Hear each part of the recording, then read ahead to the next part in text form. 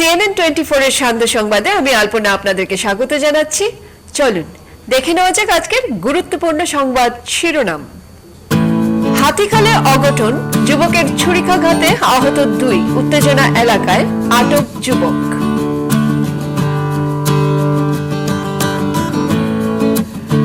শিলচর কেন্দ্রীয় কারাগারের রহস্যজনক ঘটনা, ঝুলন্ত অবস্থায় কয়েদির মৃতদেহ উদ্ধার।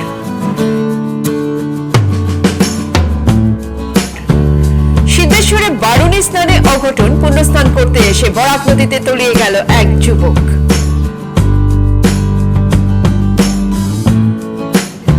অভিভাবক ও শিক্ষক সভার আয়োজন করল PM শ্রী কেন্দ্রীয় বিদ্যালয় মাসিমপুর।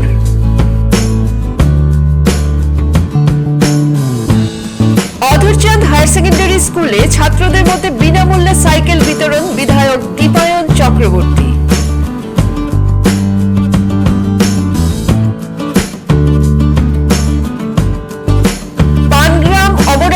সড়ক পুনর্নির্মাণ কাজের শিলান্যাস করলেন উধারবন্দের বিধায়ক মিহিরকান্তি সোম।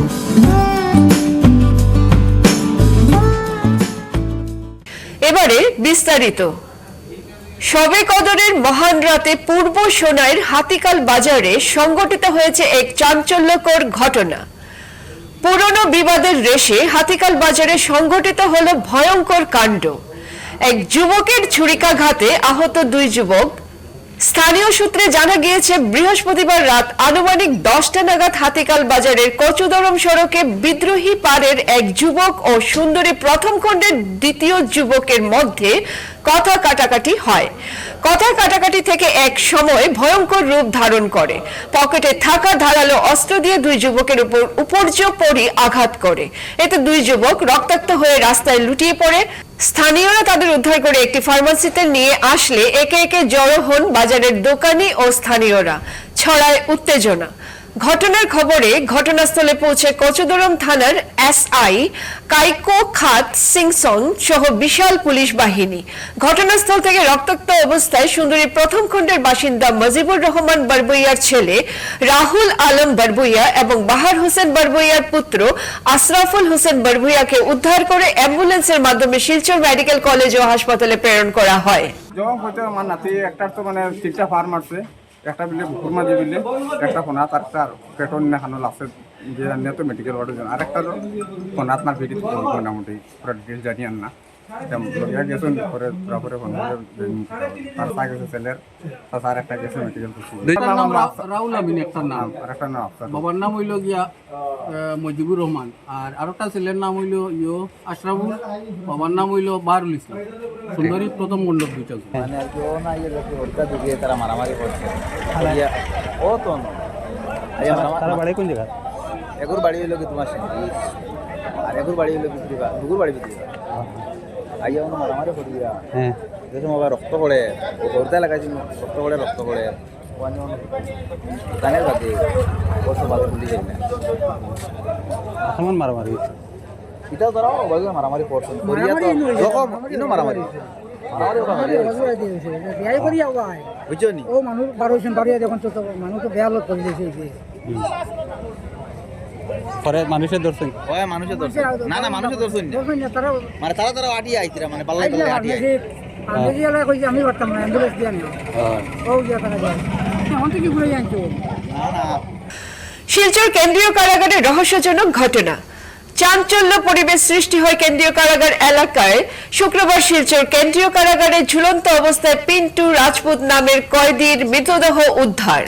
জানা গেছে, কিছুদিন পূর্বে গরু চুরির অভিযোগে গ্রেফতার করে Silchar national highway petrol post থেকে যুবককে শিলচর কেন্দ্রীয় কারাগারে প্রেরণ করা হয়েছিল। ঘটনাকে কেন্দ্র করে চাঞ্চল্য পরিবেশ সৃষ্টি হয় কেন্দ্রীয় কারাগার এলাকায়। কি কারণে যুবকের মৃত্যু হয়েছে তা এখন পর্যন্ত জানা যায়নি। পুলিশ মৃতদেহটি উদ্ধার করে ময়নাতদন্তের জন্য শিলচর মেডিকেল কলেজ হাসপাতালে পাঠিয়ে দিয়েছে। ঘটনার তদন্ত চালিয়ে যাচ্ছে পুলিশ।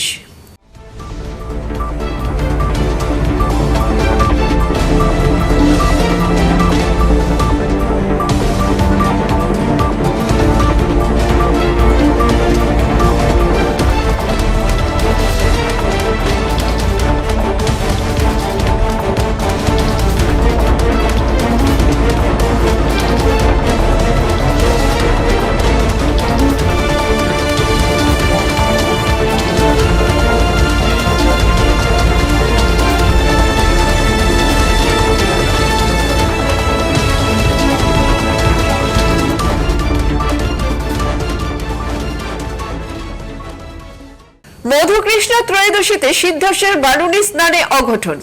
পুণ্য স্নান করতে এসে বরাক নদীতে তলিয়ে গেল এক যুবক। বিশ্বজিৎ আচার্য নামের বছর 20। এই যুবকের বাড়ি শ্রীভূমি জেলার শ্রীভূমি শহরের শ্যামাপ্রসাদ রোডে। বৃহস্পতিবার বিকেলে 5 বন্ধু ও নিজের মাকে সঙ্গে নিয়ে সিদ্ধেশ্বর বারুণী স্নান করতে আসে বিশ্বজিৎ। বন্ধুদের সঙ্গে নিয়ে যথারীতি পুণ্য স্নান করতে বরাক নদীতে নামে সে। নদীর কিছু দূর যাওয়া মাত্র একসময় বিশ্বজিৎ হাবুডুবু খেতে আরম্ভ করে। তার এই অবস্থা দেখে তাকে উদ্ধারের জন্য আর্থ চিৎকার আরম্ভ করে বন্ধুরা। চলে উদ্ধারের চেষ্টা। তাদের আর্থ চিৎকার শুনে এগিয়ে আসে কর্তব্যরত এসডিআরএফ বাহিনী। বিশ্বজিৎকে উদ্ধারের আপ্রাণ চেষ্টা করেও বিফল হয় এসডিআরএফ।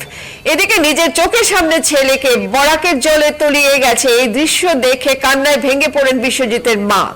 মাত্র 3 মাস আগে বিবাহ বন্ধনে আবদ্ধ হয়েছেন নিখোঁজ বিশ্বজিৎ।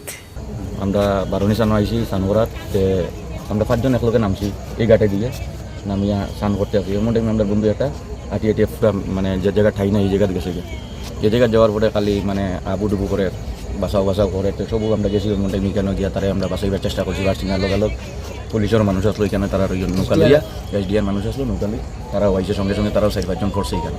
করার সঙ্গে সঙ্গে তারাও টুকাইছে, তারা পাওয়া গেছে। আপনারা স্থান আসলে আমরা এখানে স্থান আসলাম। ছেলেটার নাম কি দা ভাই? তার নাম হলো বিশ্বজিৎ আচার্য। কি নাম? বিশ্বজিৎ আচার্য। আর গড় হইলে শ্রীভূমি ঘাটলাইন শ্যামপ্রসাদ। এসটিআর গুটি গেছে কেন? না এসটিআর লগে প্লাস আমরা 2 জন লগে গেছিলাম। আর প্লাস ওই আপনার ব্রিজ লগে আমরা বহুত তোকাতুকি করছি। এই সাইডে গিয়ে বইজান তোকাতুকি করছি, কিন্তু কোনো সন্ধান পাইছি না। তার পরিবারে কে কে আছে? তার পরিবারে এখানে তার মা আছে, তার ভাই আছে, তার বউ আছে। ঘরে বউ আইছে না, বাচ্চা 3 মাস হয়েছে বিয়া করা। পিএম শ্রী কেন্দ্রীয় বিদ্যালয় মাসিমপুরের অধ্যক্ষ ডক্টর হরপাল সিং এর নির্দেশে বৃহস্পতিবার বিদ্যালয়ে অভিভাবক ও শিক্ষকদের সঙ্গে নিয়ে এক সভার আয়োজন করা হয়। পুনিত শর্মা ও লিপিকা চৌধুরীর পরিচালনায় আয়োজিত এদিনের সভায় মাসিমপুর ক্যান্টের চেয়ারম্যান প্রকাশ সাহু মুখ্য অতিথি হিসাবে উপস্থিত ছিলেন। সভায় পিএম শ্রী কেন্দ্রীয় বিদ্যালয় মাসিমপুরের শৈক্ষিক পরিবেশ এবং পাঠক্রমিক কার্যক্রম নিয়ে আলোচনা করা হয়। সভার শুরুতে উপস্থিত অভিভাবকদের সম্মানিত করার পাশাপাশি মূল্যবান বক্তব্য রাখেন বিদ্যালয়ের প্রধান অধ্যক্ষ ডক্টর হরপাল সিং। তিনি অভিভাবকদের চলমান কাজের ভূয়সী প্রশংসা করে বিভিন্ন মতামত তুলে ধরেন। এদিকে মুখ্য অতিথি প্রকাশ সাহু তার বক্তব্যে ছাত্রছাত্রীদের উজ্জ্বল ভবিষ্যৎ কামনা করার পাশাপাশি অভিভাবক ও শিক্ষকদের বিভিন্ন পরামর্শ দেন। সভায় পিএম শ্রী কেন্দ্রীয় বিদ্যালয় মাসিমপুরের প্রধান অধ্যক্ষ ডক্টর হরপাল সিং, পুনিত শর্মা, শর্মিষ্ঠা ম্যাম, নিতু মিশ্রা, অবনীশ কুমার ও অরূপ চৌধুরীর সহ বিদ্যালয়ের সকল শিক্ষক শিক্ষিকারা उपस्थित ছিলেন। बच्चा वो क्लास 1 में है, जो कि जब मैं एडमिशन कराया उससे अभी तक काफ़ी अच्छा प्रोग्रेस है और स्कूल का भी रख रखाव और साफ़ सफाई हर चीज़ गवर्नमेंट भी अच्छा है और टीचर का भी बिहेव अच्छा है और बच्चा उनका काफ़ी प्रोग्रेस कर रहा है और ग्रोथ। हमने जैसा सोचा था उससे भी बहुत यहाँ पे आने के बाद हमें पता चला कि ये पढ़ाई है, हमें बहुत अच्छा लगा और हमारा भी सपना था कि वो केवी में ही पढ़े, तो वही सपना हम लोगों का थोड़ा देखने में पूरा हो रहा है, ऐसा लग रहा है। केवी स्कूल एक बहुत अच्छा प्लेटफॉर्म है बच्चे की एजुकेशन के लिए। स्कूल में बहुत सारे चेंजेस हैं, बहुत डेवलपमेंट है और मुझे लगता है कि हर पेरेंट को बच्चे को केवी में डालना चाहिए। आज मैं मेरी बेटी का मार्कशीट लेने आई हूँ। यहाँ के टीचर बहुत अच्छे हैं, बहुत अच्छे से गाइड करते हैं बच्चों को, अच्छे से मतलब इतना मम्मी पापा की तरह पढ़ाते हैं बच्चों को और डिसिप्लिन भी बहुत अच्छा है।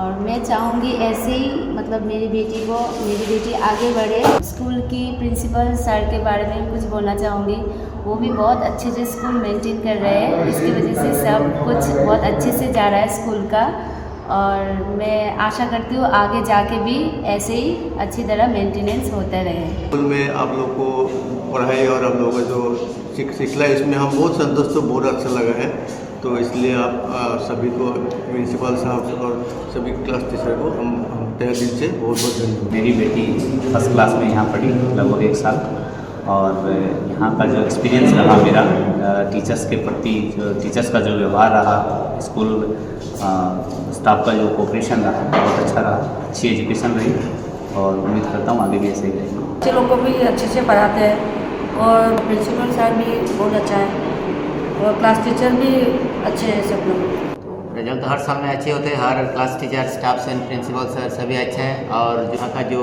मतलब एनवायरनमेंट सब कुछ अच्छा है, तो हम लोग प्लीज्ड है एक्चुअली ओवरऑल पीएमसी केंद्रीय विद्यालय मासुमपुर के लिए।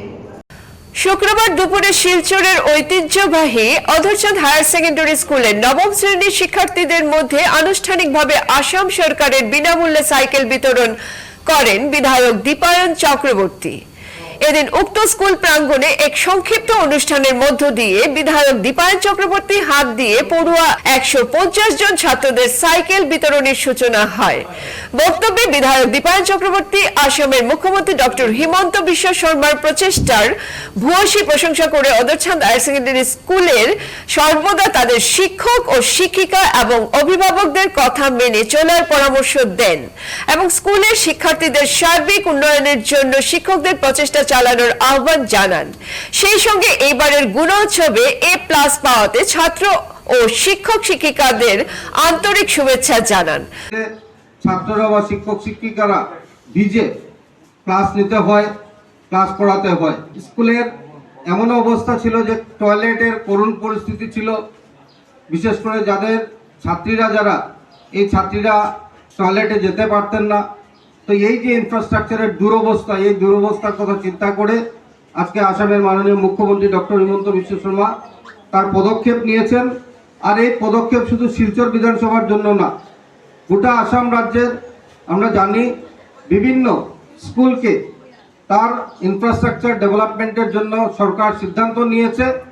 আর আজকে অত্যন্ত গর্বের সহিত বলতে হয় যে শিলচর বিধানসভায় Shyamacharan Deb Vidyapith, Adharchand higher secondary school, public higher secondary school, Cachar high school, এই স্কুলগুলোতে 7-8 কোটি টাকা ব্যয় করে এইভাবে তার নতুন বিল্ডিংয়ের কাজ চলছে।